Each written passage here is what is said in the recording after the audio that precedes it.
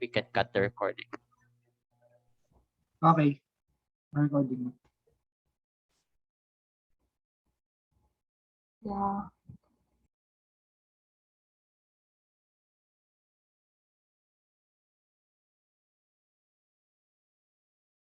Should we admit everyone na? Let's start admitting at 55 now. So you'll do the intro, right, Rich? Pa? You'll do the intro about Mia. Okay, okay po.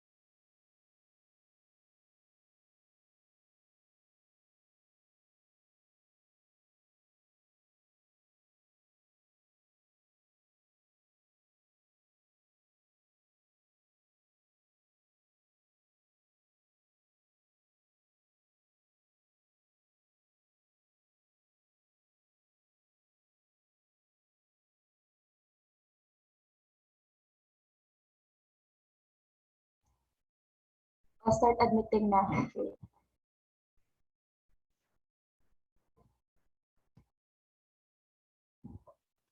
Okay. Hello, Levy. Hello, Samara.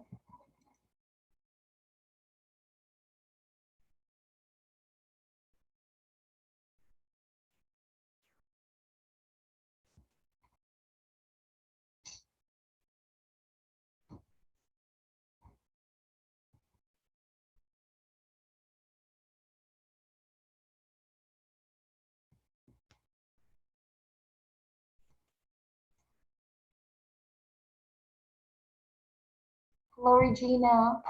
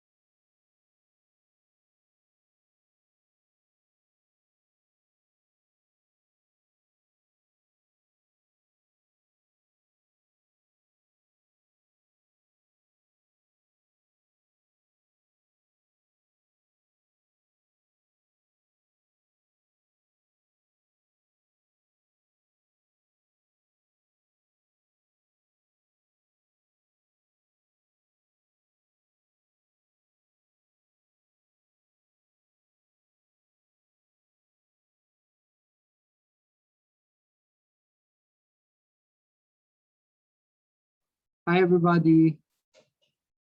Is everyone here na ba?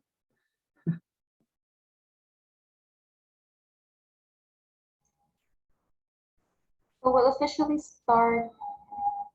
I mean, like, there are only few people here, I can see.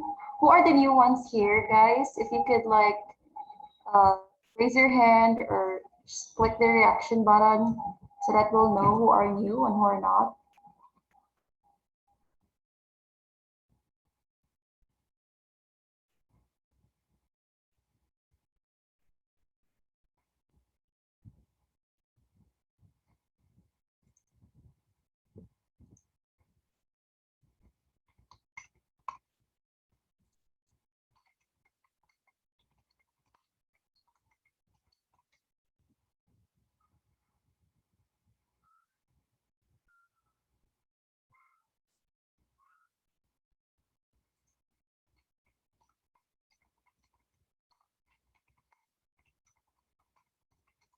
Let's wait for everyone first before we start.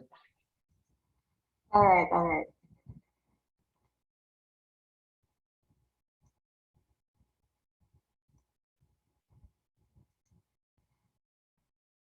Oh, yeah, Vincent, oh, that's okay. So we'll be covering again what we had discussed last week. So you can just ask your questions. So those who have questions, you can just chat your questions. You don't want to speak, we'll answer it for you.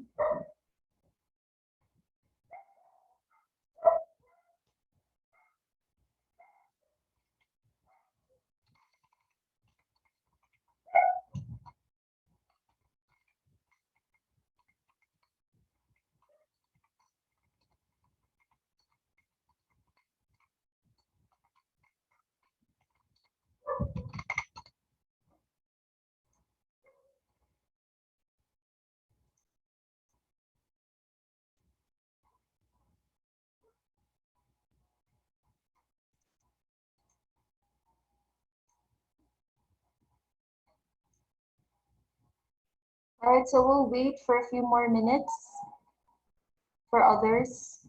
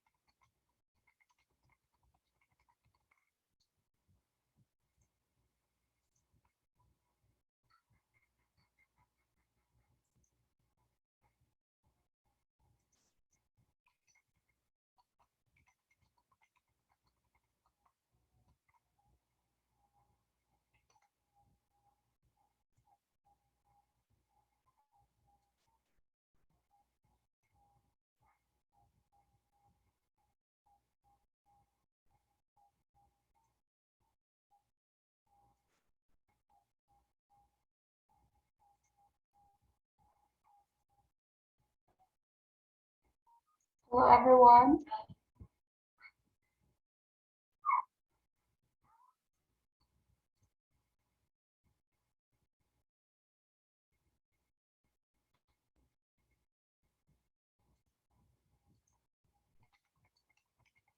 Good evening po.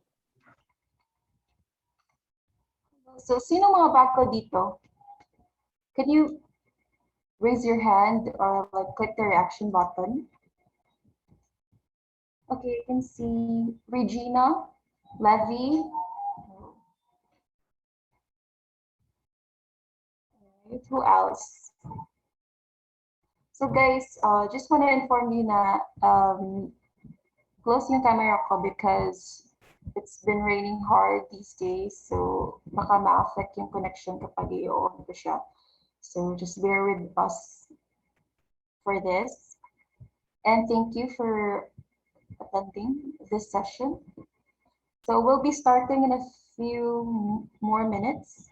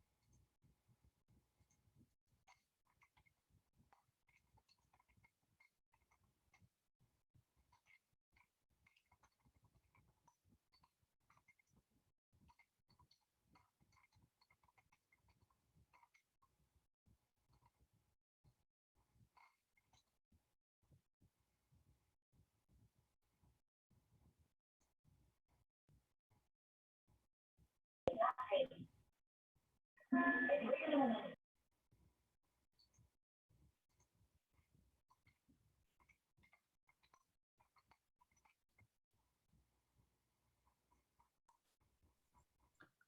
guys, good evening. Good evening po sa inyo lahat. Sa lahat po natin, attendees po natin ngayon. Kasama ko po ngayon si Miss Kuranay and Andy in the background po. Okay lang po ba lahat ngayon pong gabi? Hello? Yes. Yes po. Yes Okay. po. So welcome, guys. Welcome po sa inyo lahat. Are you guys familiar with cryptocurrency or Bitcoin? Is Yes. anyone? Raise your hand if Yes you're po. familiar with it. Okay. So, ito pong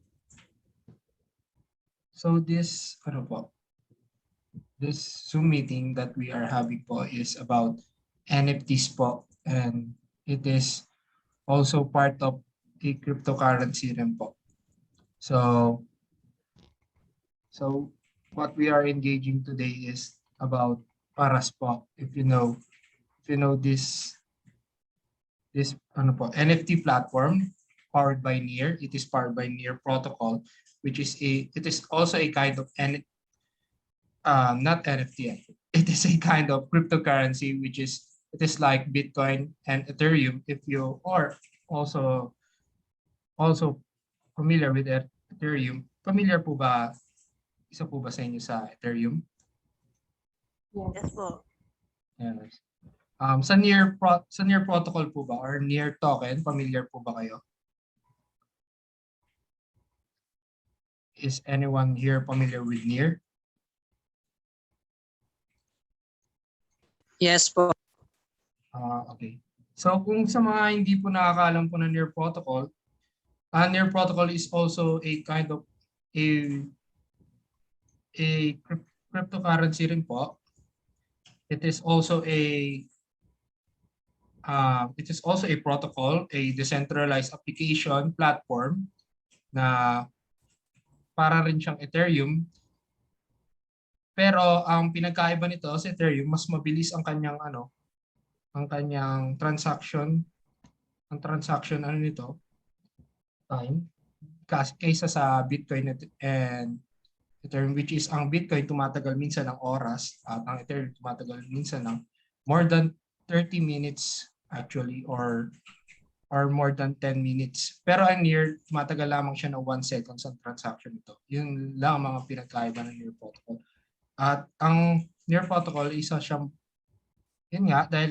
decentralized application, dito binuo yung tinatawag nating Paras, which is ito ay NFT platform that will be discussed by Ms. Kuranay po about dito sa Paras.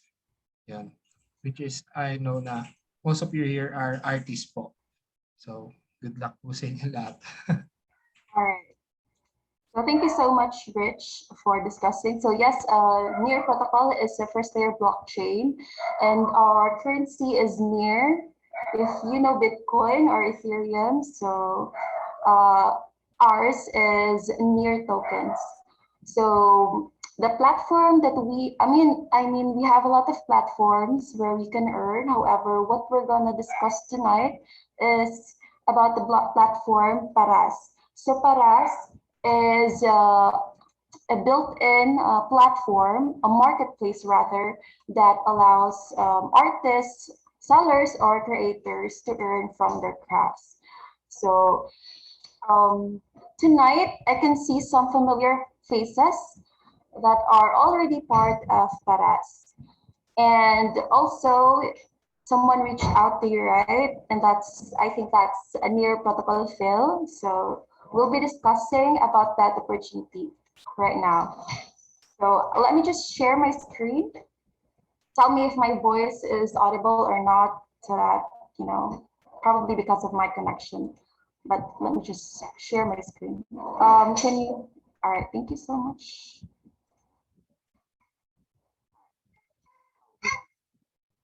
So this is, can you see my screen, guys? Not yet. Okay na po, Miss Ronald. All right, thank you so much. So this is the Paras platform. So again, this is a platform where you can sell your arts and where you can earn near tokens. So if you want to apply on Paras, because you will be screened by the owner and the Paras itself. So you have to make your solid portfolio first, and also a near wallet before applying. So if you want to apply, just go to the bottom part, and you can see here for artists, because the collectors are the ones who are gonna buy your cards, while this is where you're gonna apply as an artist. So this is if you're gonna click this, it will be routed to here, this form. So you just have to fill in this unnecessary details. But first, again, you need to have your near account ID. So if you want, or if you don't know how to create one, you can go to our YouTube channel, and there is a video there, paano gumawa ng near wallet. So this one. So you just have to click that. We also have an article for that. It's in our Medium, so I'll be posting, I'll be sharing that link later. But for if you want to have the video version of that, then it's on our YouTube channel. So again, you need to have your near account ID or your near wallet. And next is to your link to your art portfolio. So any portfolio that you have, it can be your Instagram or ArtStation or Google Drive or any other site that you have built your art portfolio. And when I say portfolio, it should be yung pangmalakasan talaga. Kasi Paras are just accepting serious artists at yung can be unique, and you know it depende sa iyo anong art style mo, as long as it's impactful or it's really nice. So you just have to put the link to that or any of social media accounts that you have. So yes, and yeah, you just have to submit that. And the for the waiting days for the response of Paras takes about 5 to 10 days. So if you haven't heard until 10 days, then you can reapply. All right, because yeah, yung portfolio talaga yung key nun. So now let's go to the marketplace. So as you can see, this is the marketplace. So the link there is paras.id. So this is paras.id. So, and if you're gonna go to the market, here's the market. So we can see a lot of artworks here. So also, just to inform you guys that a lot of Filipino artists have been accepted, yes, by Paras na. I think this is from Rabu Kumi. Ito. So there are a lot of artworks talaga, but let's feature the Filipino artists that we have. The first one is Connoisseur Dane, or Dane for short. He is one of our first.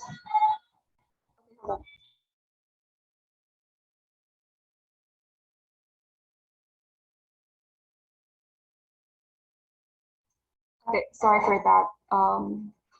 But yes, Dane for short, is one of the first Filipino artists who joined our community. So we're really thankful for him for being part of us. And as you can see, he has a lot of artworks here. Yeah, so they recently had a card for card event. So if you're gonna see here, ito siya, but natapos na siya yesterday. So again, going back to Dean, these are all some of his artworks, and it is sold in near tokens. So there is a corresponding price that if you'll notice, so 1 year is equal to $1.81. So while this one, 99 years, is equivalent to $179.19. So $1 right now is, I think, nasa 50 siya. So you just multiply that to 179, and that's what you get for this card only, right? So depende kasi sa'yo, guys. So if you're gonna mint your cards, it depends on you how much yung ipa-price mo dun. So kasi nagbabase din yan sa supply and demand. So you just have to balance that out. And there's a key to that. So if you're gonna join our community, then you will learn a lot about the process. All right. So ito ko ni Dane. If you wanna search more about him, you can just search connoisseur Dane.near. Next, let's have Flitus Squid.near. So he is one of the strongest and like one of the veteran Filipino artists who joined Aras.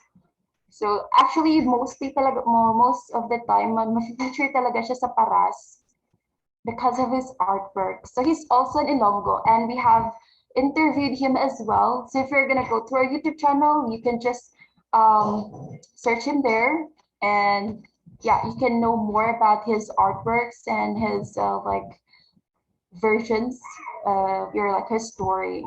So these are his arts.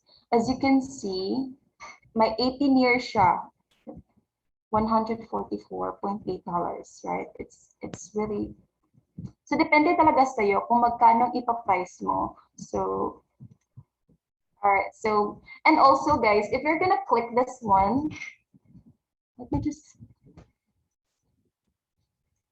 see details pala. So if you're gonna click the card, here's the catch. Here you have to like have a title for it, like you name it, and then the description as much as possible. Most of the people really do write descriptions dito. So para siyang story about sa cards mo. So just like Hero or Dane, meron silang series in which connected yung mga cards nila. And if like you have the opportunity, if collector ka, you have like the opportunity to buy all the series from that, buy all the cards from that series.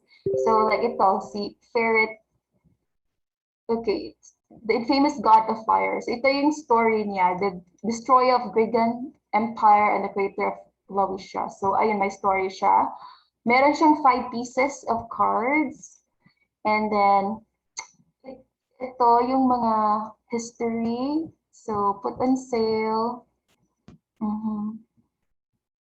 Alright, so ito, put on sale. Ito yung bumili sa kanya, and he put it on sale for 25 years.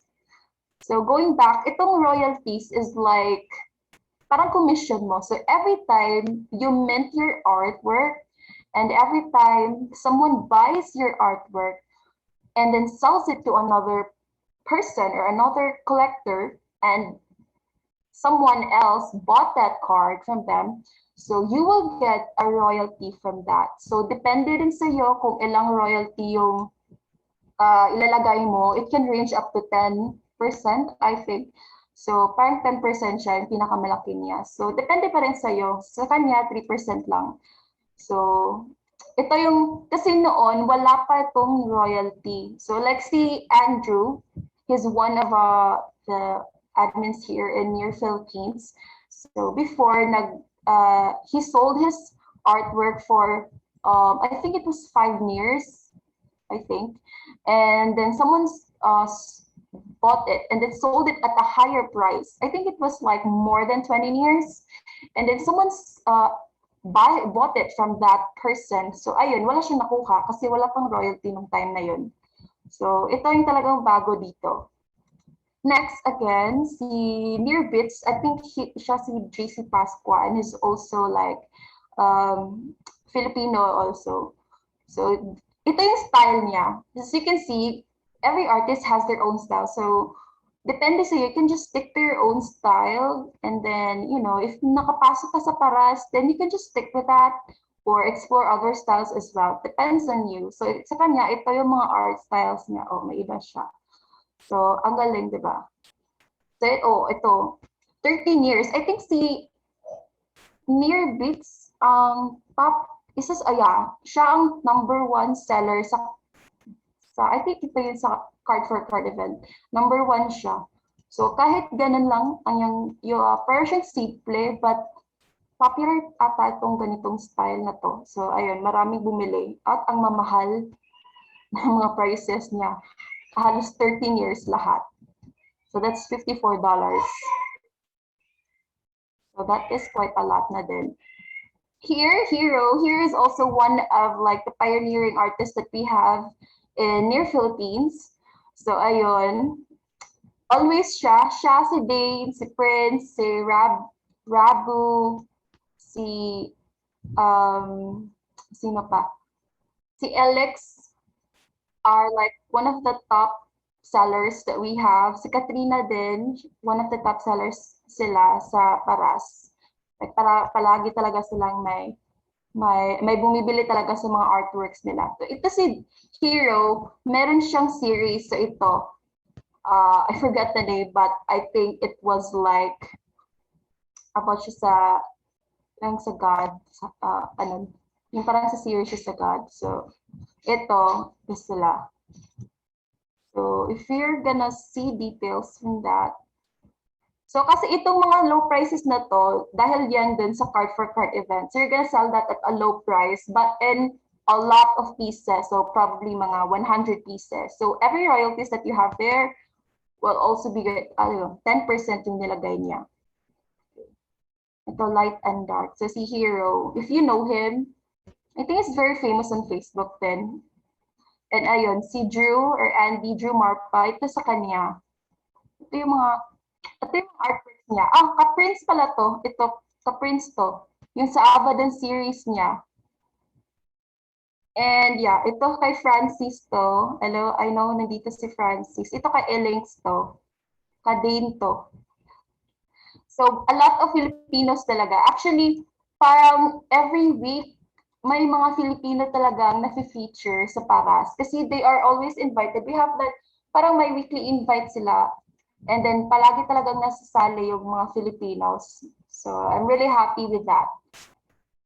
So, as of now, again, if you want to learn or you want to know how to create your near wallet, it's found on our YouTube channel. So please do subscribe to our YouTube channel, guys. And we have here different videos. You can explore more about Paras here. So yes, ito, mga Paras to. So you can just listen there if you have, or you can join our community. So we have our Facebook page and also our group. So we're mostly active in our group. Ito, Near Protocol Philippines Learn and Discuss.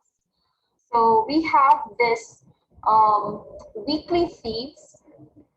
Now they not necessarily need to comply, but it's better if you will engage with that with our community. So every week, my theme kami na pina-follow. So this week's theme is Warrior. Last week's theme was Chaos. And for the top 10, we have this incentive kasi. So for the top 10, first top 10 na nag-submit ng weekly theme ay may get na reward. So I will be giving them their reward later. So for now, we will be featuring some of the artworks who complied for our weekly theme. Warrior. So the first one is James Alder Salazar. Rin siya sa mga top one of the artists in Paras, si James. So, is James here?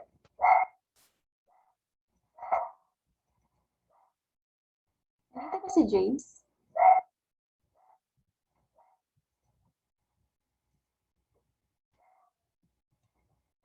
So I think okay, he's not here. But most of the time, they're not really present in our session because they give way to our newcomers. But they're mostly active on our Telegram group chat and also on our Facebook group. So this is his entry. So I think this is like a knight, I don't know, a knight or a samurai. Next, let's have Asi Shik. Is he here? Are you here, Asi Shik? Okay, parang wala. So let's move to Ritachi Maven. Is Ritachi here?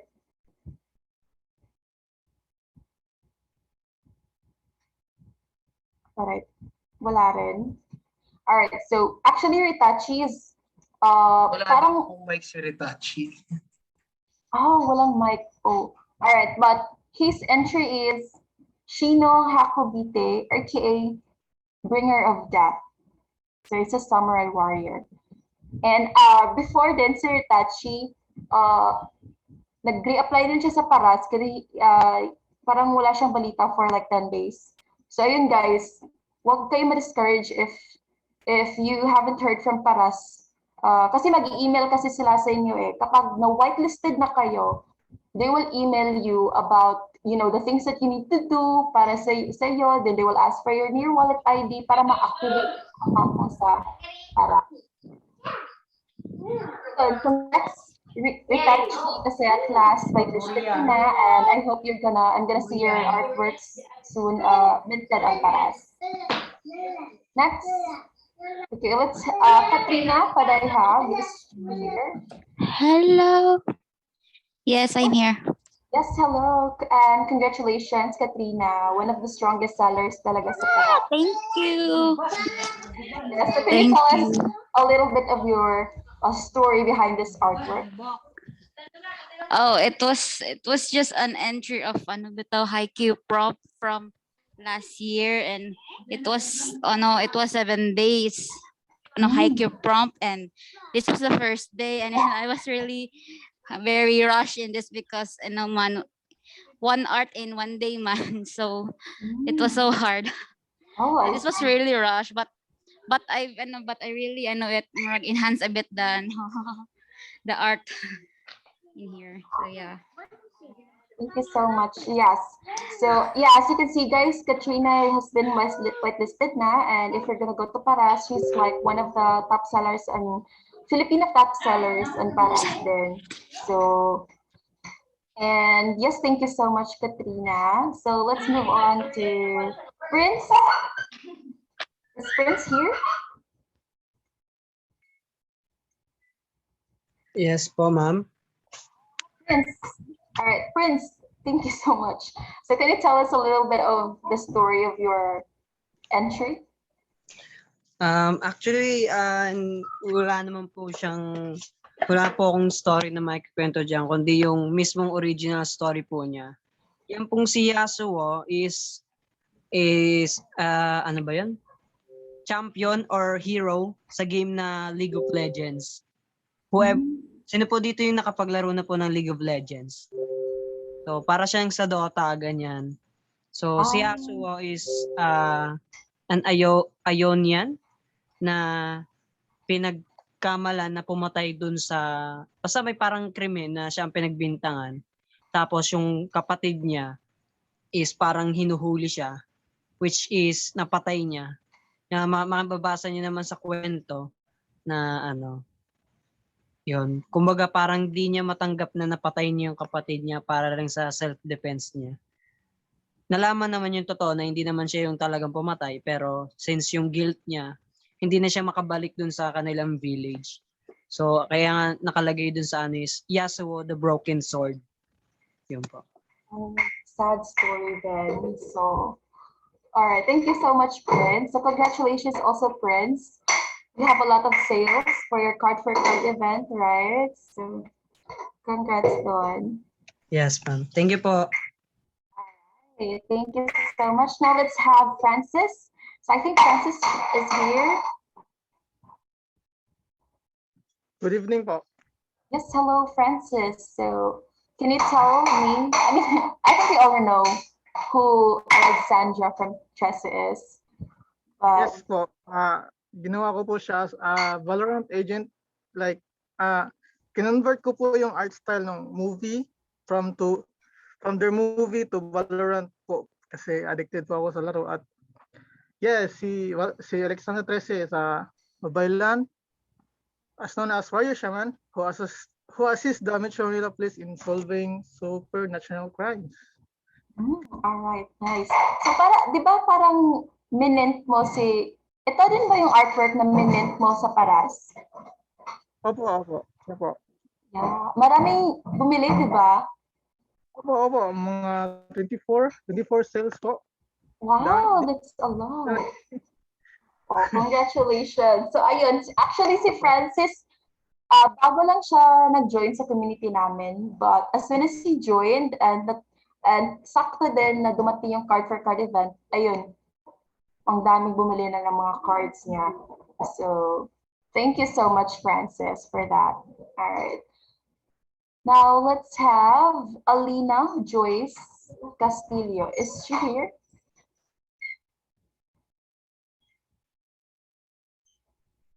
I think she's not here. So her entries about Corona warriors and mostly basically the frontliners, the heroes. All right. So let's proceed with Angela Cates. Is she here?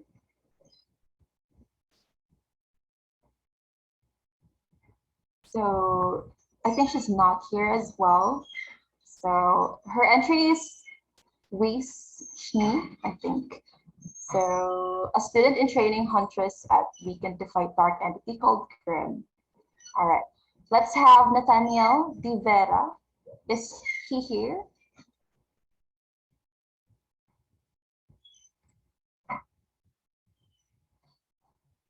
Nandito ka, Nathaniel.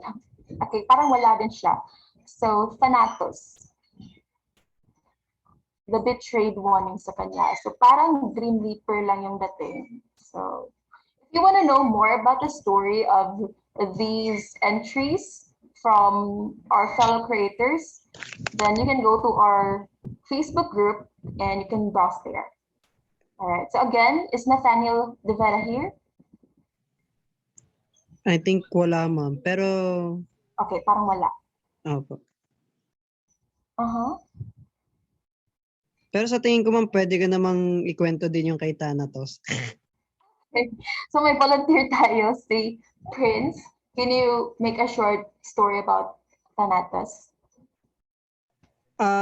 Actually, hindi ko alam yung kwento niya kasi parang original kwento niya din yung ganyan.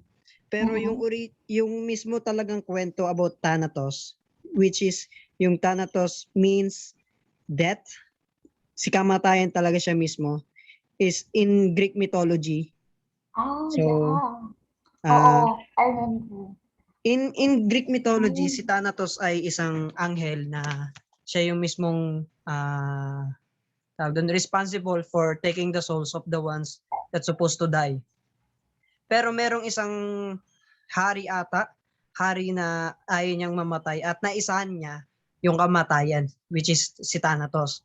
Nang dumating si Thanatos para kunin yung buhay ng hari niyon, sabi nung hari is kagalak daw ganyan, napakaganda daw tignan ni Thanatos.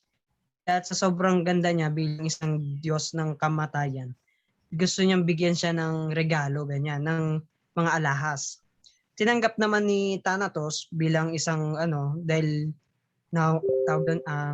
kinilig, parang ganon, parang natuwa na flattered. So kinuha niya yung alahas. Hindi niya alam na yung alahas palang binibigay sa kanya is panggapos. Kasi nung mga panahon po, di ba, yung dati, yung panggapos, yung mga malalaking posas na nakakadena. Doon ay nakulong parang naging prisoner niya si Thanatos.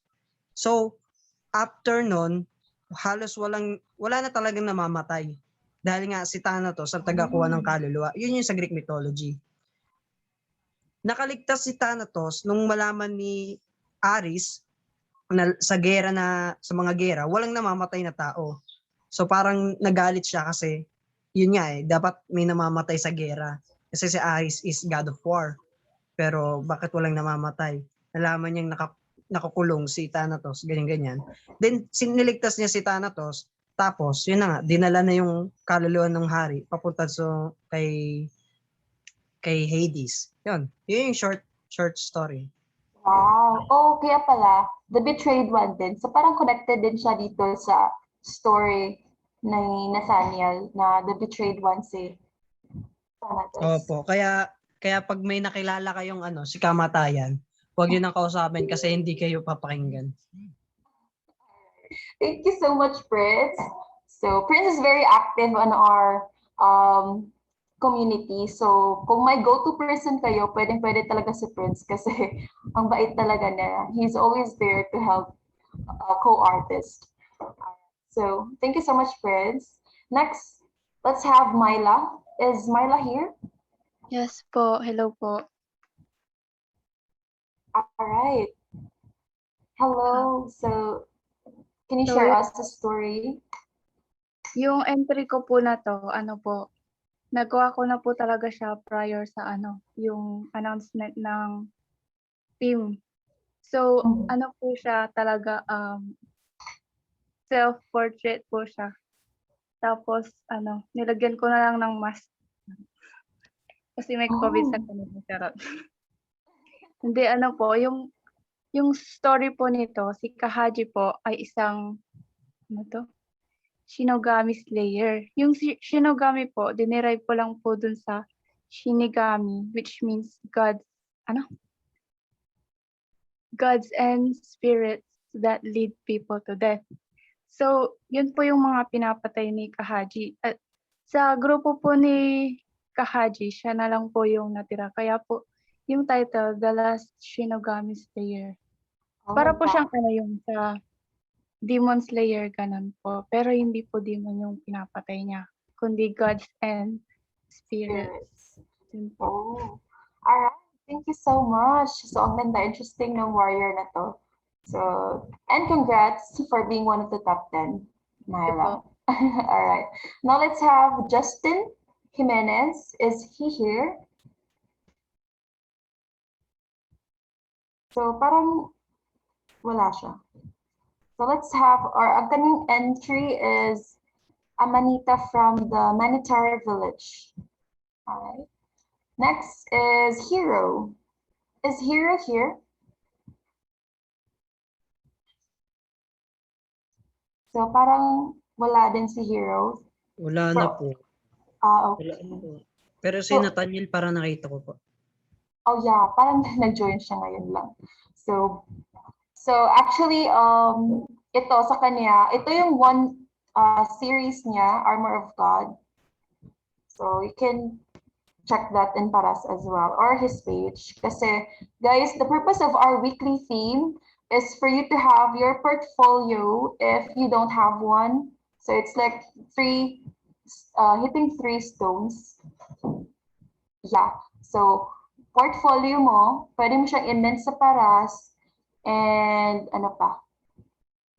Pwede mo din siyang i-post sa profile mo or parang din portfolio lang. So parang multi-purpose yung i-encourage namin ng mga artists to create their artworks. So next, let's have Emmanuel Angelo Briosa. Nandito ba siya? Alright, so parang wala siya. So, automata yung kanyang title. Next, Sammy. Nandito ba si Sammy?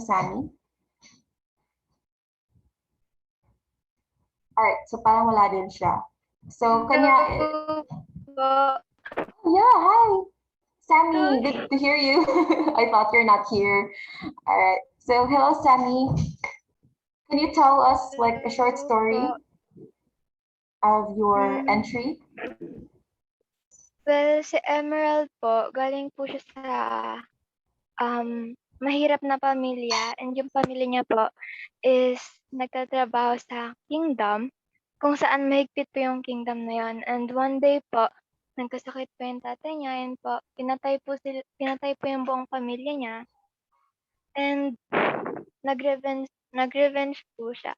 Tapos yun po, nabago na po lahat ng pamamalakad ng mahigpit na kingdom na yun. Tapos siya po yung naging queen. Oh, wow, nice. Winit mo na ba to sa Paras? Ay, hindi pa po yata ako nakapatok sa Paras. Start na ba? Hindi pa po yata ako nakapatok sa Paras. Pero nag-apply ka na. Opo. When did you apply? Yung yung first sali ko po dito sa Zoom. When was that? Can you Opo. still remember? So, parang more than 10 days na ba? 14 days na po. 14 days. So, it's if you have read the message from Andy, so sinabi niya ni Ricky, the founder of Paras, na if you haven't received any reply from them after 10 days, then you can reapply and make sure you submit your strongest portfolio talaga, yung pinaka-solid mo. So, try to reapply din kasi si Ritachi, I think mga 2 times or 3 times din siyang nag-reapply. 2 Okay. times, I think. So, try to reapply din. Alright, so good luck, Sammy. Sige po. Thank you po. Alright, so let's have Emmanuel Ruiz. Is he here? Okay, I think he's not here. So his entry is Warrior of Mactan, Lapu-Lapu. So I think we all know who Lapu-Lapu is. So let's proceed. Let's have Chris Zer David.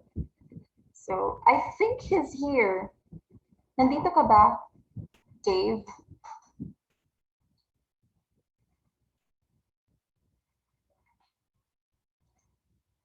All right, so parang wala siya. But a while ago, I think I saw his name. All right, so fierce warrior living beyond the quality of dauntless action. So parang cyborg or android yung kanyang entry. A robot. All right, so let's proceed with Macy Pakaribet. Is Macy here? Okay, I think she's also not here. So ito sa kanya, about COVID-19 din. So actually, dalawa tong kanila ay grill. So ito ba yung nasa ML? So I think ito yun. So dalawa yun sa kanyang pinos. So ayun, finiture ko na lang yung dalawa. Next is Gelda or Helda Aradilios. Here. All right, so I think she's also not here. So kindly, magsabi lang kayo if hindi kayo kasi baka hindi ko kayo marinig. And her entry is Meet Sailor Everything. So parang combination ni Miss Everything at Sailor Moon. So ayun. Warrior naman ang dating. All right, so next let's have, I actually don't know how to pronounce this name. So, okay, I'm not gonna pronounce his name. Is she here? Is he or she here? Nandito ka, Chris, here. Ngayon ko lang nakita. So, all right, this is his entry, Aurora. So, ang ganda. So, I hope na whitelisted na to siya at ma-mint niya to sa Paras kasi ang ganda. Alright, our last entry for tonight is from Janelle Mark Pinto. Is Janelle here?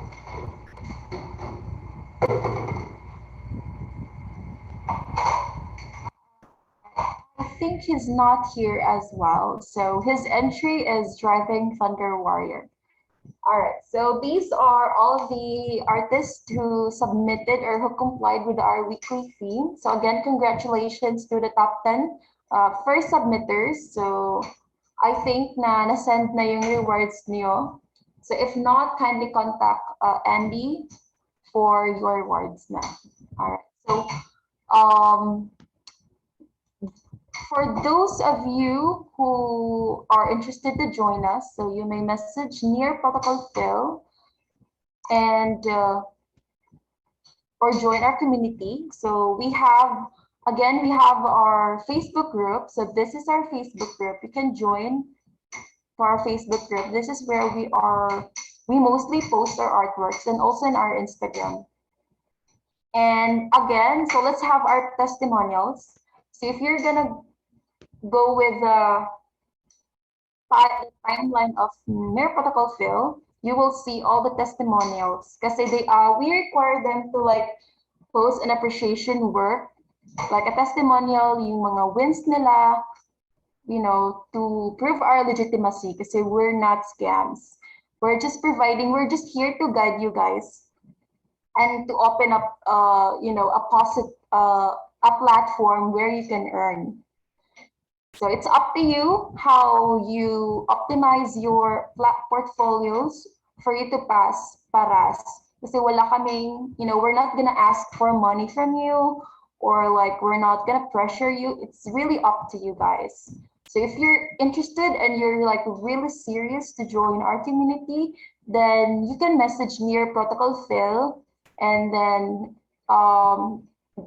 send me a screenshot of you subscribing to our YouTube channel, Near Philippines, kasi we have a Telegram GC. So this is our Telegram GC.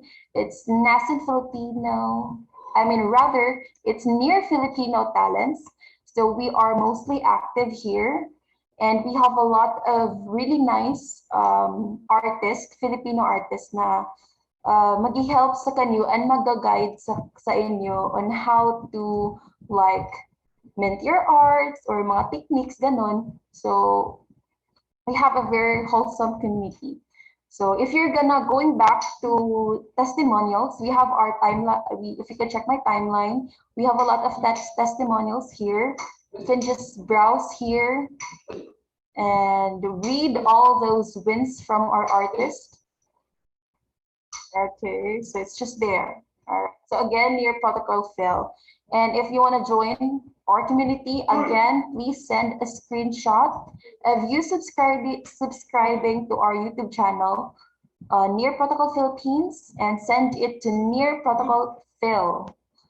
So para maka-join kayo sa Telegram GC namin. Kasi we're only catering yung mga serious talaga to join and to earn. Kasi if you have checked the platform, for example, let's have ito, si Crizier. Nandito si Crizier, di ba? Ayun, ito yung mga latest artwork. Si Crizier actually, bago lang talaga siya nag-join sa amin. I think it was last week, right, Crizier? Oh. So, okay. Thank you so much, guys, for answering all the questions or the inquiries from our new attendees. Thank you for helping me. All right.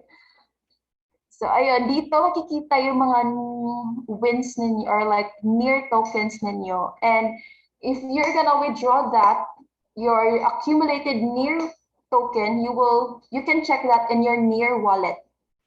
So there is a process if you will withdraw them now, so you need to have your Binance account. It's a long process, I would say, but it's worth it. Kasi for me, I withdraw my earnings from Binance, from Near to Binance, and then sinesend ko sa GCash kasi wala akong bank account. And yung Binance ko is from my mother kasi hindi ma-verify yung ID ko kasi I only have PhilHealth ID. So ayun, yung mother ko yung ginamit ko sa Binance lang ha. And ayun, nawi-withdraw ko siya. Kinoconnect lang ko lang yung GCash ko doon and then nawi-withdraw ko na yung mga earnings ko. So again, Near's market value price is fluctuating. So it's changing. As of now, it only has 1.85 or $83 around that, but it can go higher. So I think the highest price it reached was from March, and it was $7. So imagine 1 year equals to $7. So it's up to you if you want to keep your near wallet and wait for it to fluctuate higher, or if you want to withdraw it now. But for now, it's $1.85 for 1 year. Okay, so kayo na bahala mag-multiply nun. All right, guys, so do you have questions? If you do have, kindly paste it on our, comment that in our chat box, or you may tweet to me. I'll try my best to answer your questions. So,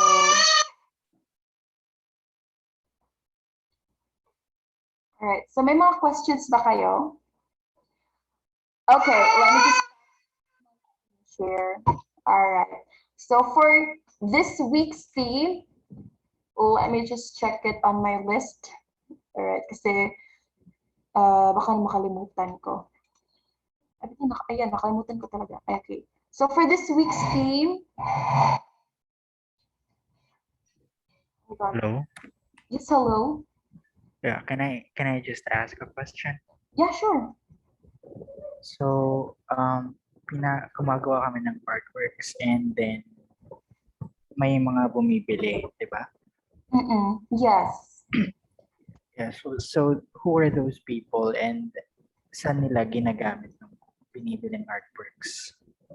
Great What is question. the purpose? All right, great question. So, hold on. Let me just share again my screen para you know okay.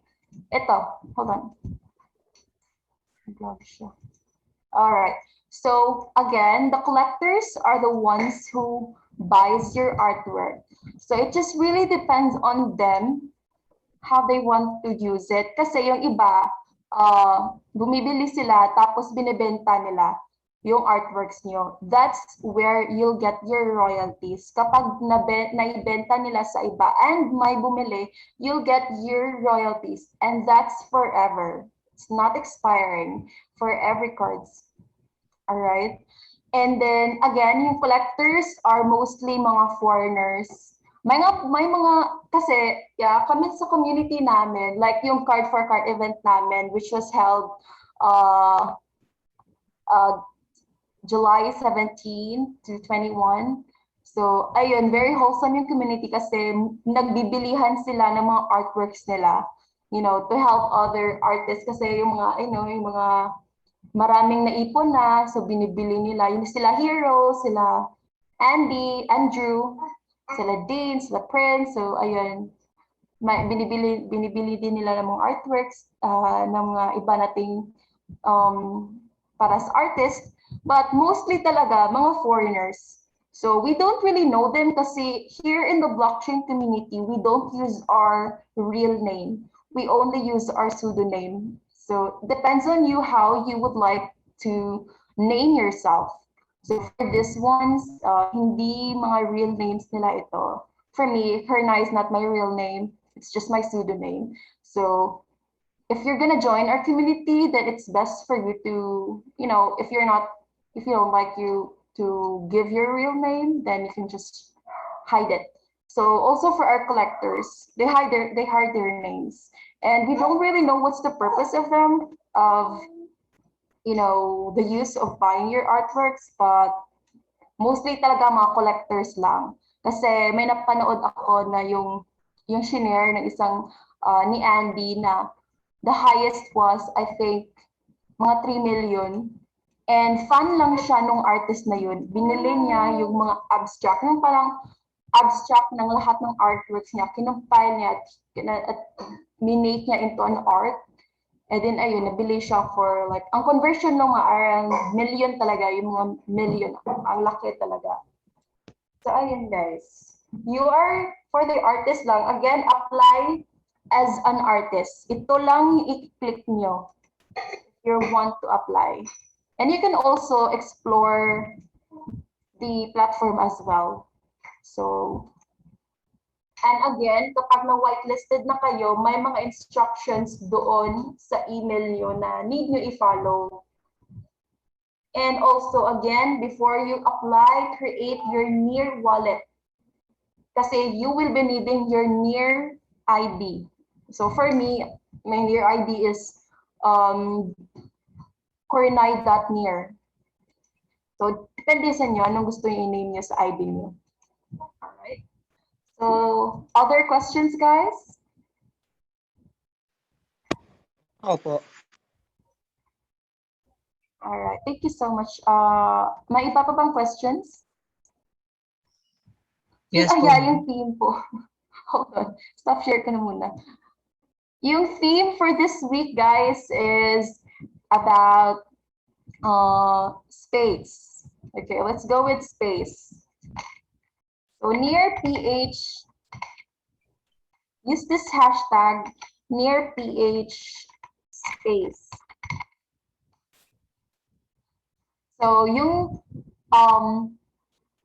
the submission starts after this session. So again, yung first 10 na nag-submit, kasi makikita yung mga time, di ba, na nag-submit kayo. So yung first 10 doon ay may makukuhang reward. And then the deadline will be next week, Thursday morning. And you will post that on our Facebook group, Near Protocol Philippines, Learn and Discuss. So if you haven't joined our group, then please join po para ma-update kayo ng mga latest news about the Near Protocol blockchain and also sa mga wins din ng ating mga kasama. All right, so any other questions? We're almost, it's almost 10, so we will be closing the meeting now. I mean, ending the meeting now. So please drop your questions, guys, if you have one, or is everything clear?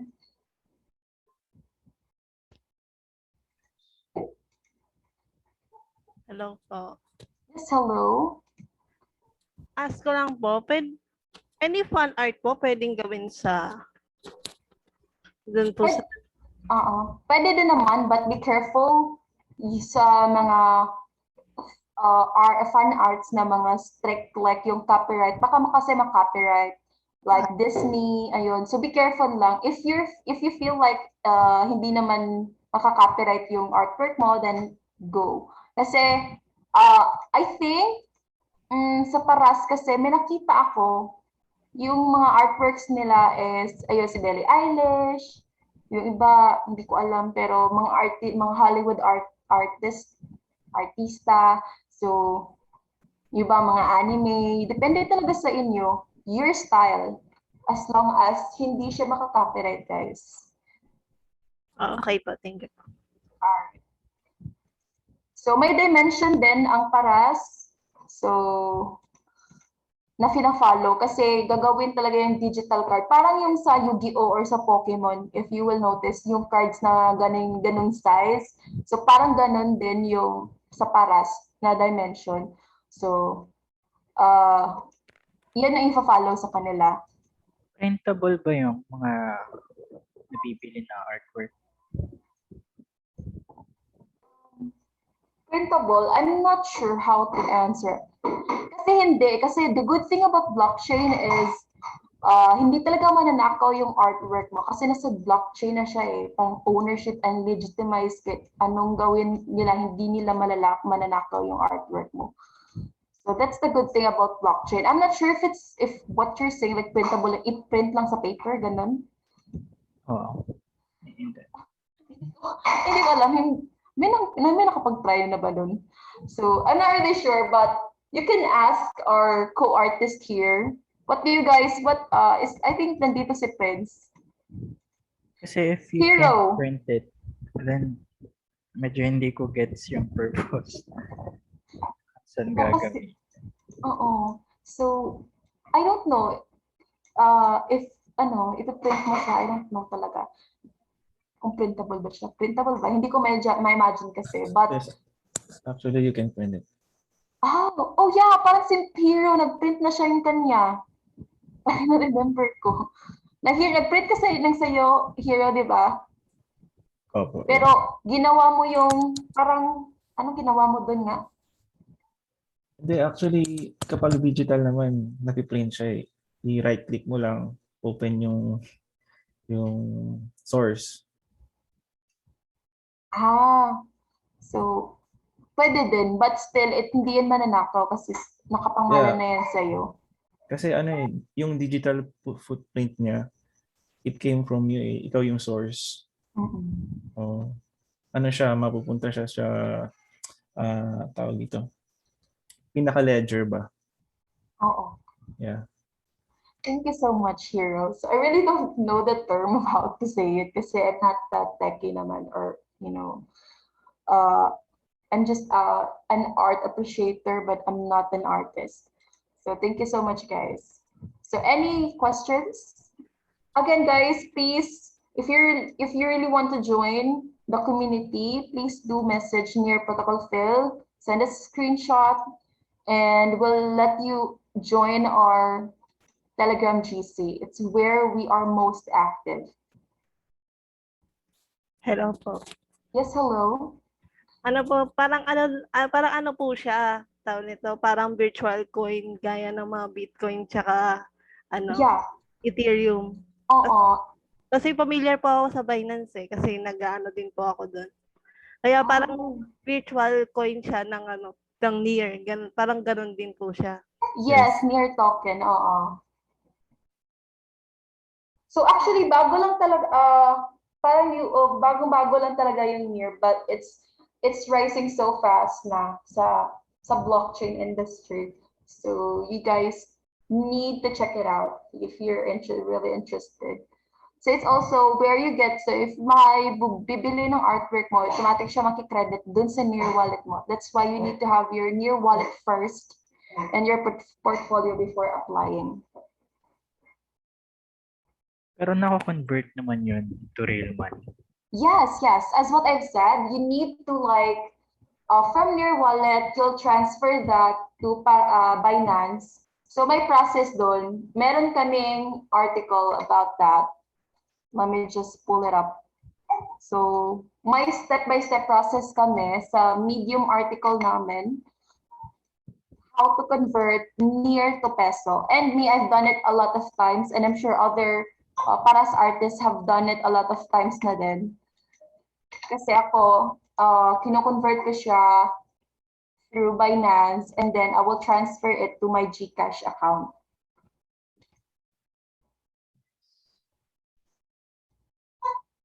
All right, what else? Do you have any other questions?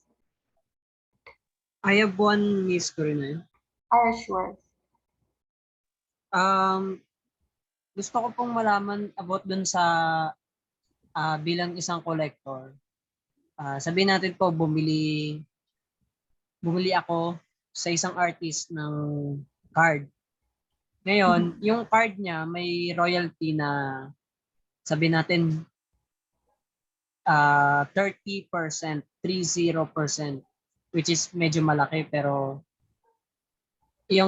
ang tanong ko lang, kapag naibenta niya ba yung card ko, which is nabili na niya, siyempre kikita siya. Sabihin natin yung artist, binibenta niya ng 1 year, at kikita yung artist pag binili ko ng 1 year. Tapos may extra pa na 0.3 year kasi nga 30% yung royalty niya.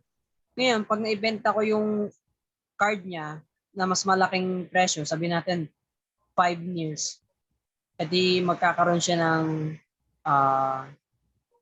sabihin natin 1 point something near.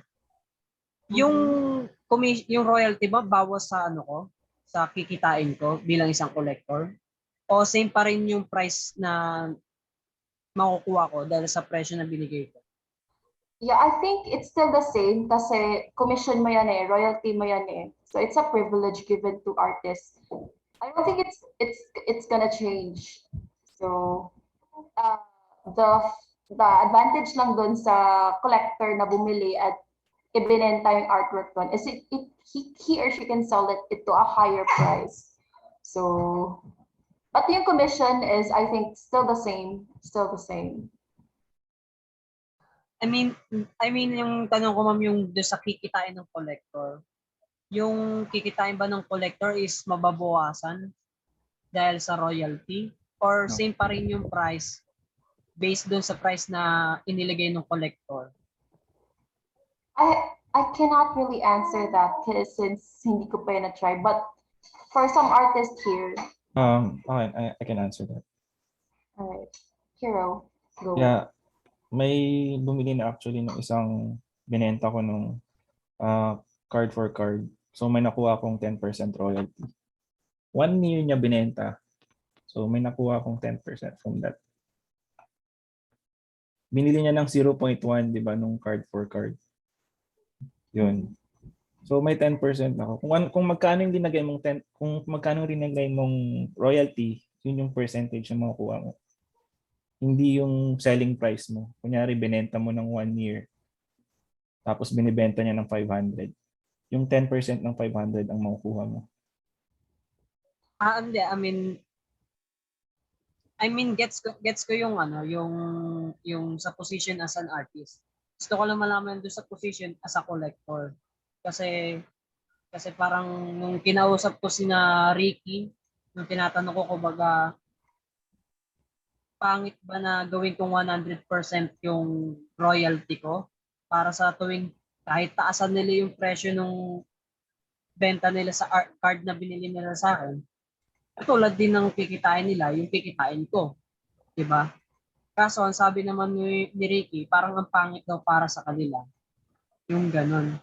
Para bang, ewan ko, parang dating parang ang laking bawas daw sa kanila. Kasi ano pa nga bang makikita nila sa sa tingin ko, ano makikita nila dun sa 100% kung 100% yung ilalagay nila? So talagang babawas sa kikitain nila yung royalty. Oh. Yeah. Oo. I think so.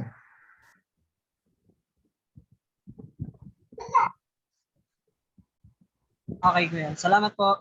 Maraming salamat. All right, thank you so much then. So, but actually that is very arguable, diba? I think nakita ko yun sa chat niyo kanina about yun. So, I'm not really part of the Discord channel that you have, guys, with the NFT paras.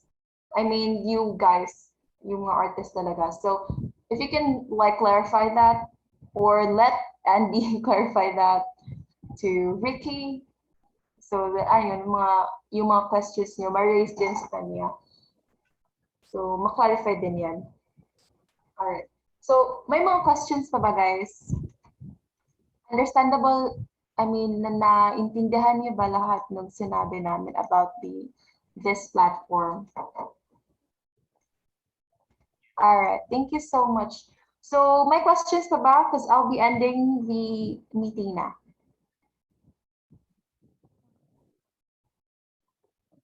All right, Lovey.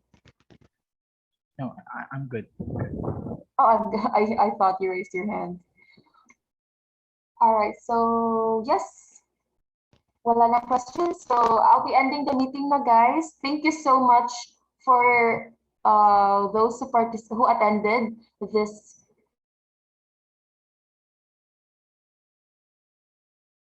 I mean, yes, near protocol Phil, if you wanna pursue the platform and if you wanna join our community. All right, send me the screenshot of you subscribing to our YouTube channel. So thank you so much and have a great day. Goodbye.